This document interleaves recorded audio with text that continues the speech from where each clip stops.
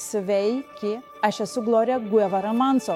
Daugiau nei 35 metus turėjau privilegiją vadovauti iniciatyvoms turizmo sektoriuje, bendradarbiaudama su vyriausybėmis, verslu, akademinė bendruomenė ir bendruomenėmis visame pasaulyje.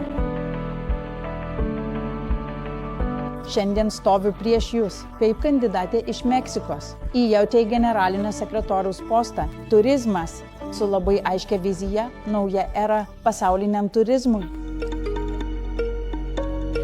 Būdama TBUTTC generalinė direktorė, vedžiau sektorių per vieną didžiausių iššūkių – COVID-19 pandemiją. Mes sėkmingai apsaugojome milijonus darbo vietų per mūsų pasaulinį saugumo protokolus ir puikų viešojo bei privataus sektoriaus bendradarbiavimą.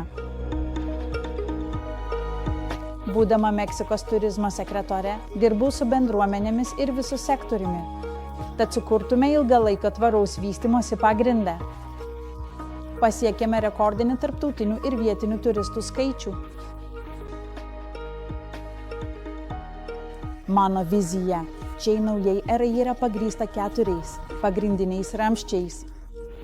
Pirma, atsparumas, kuriant paramos mechanizmus būsimoms krizėms įveikti. Antra, galimybės, įgalinant moteris, jaunimą ir vietinės bendruomenės. Trečia, inovacijos, priimant technologijas, kurios pagerina ryšį visame pasaulyje ir keliautojų patirtį. Ketvirta, tvarumas, skatinant turizmą, kuris gerbia ir saugo mūsų planetą.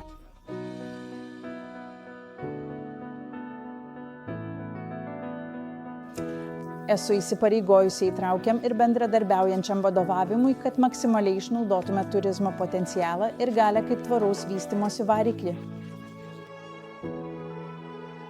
Man vadovaujant jau suteiksiu daugiau vertės visiems jos nariams ir žmonėms, kuriems jie tarnauja.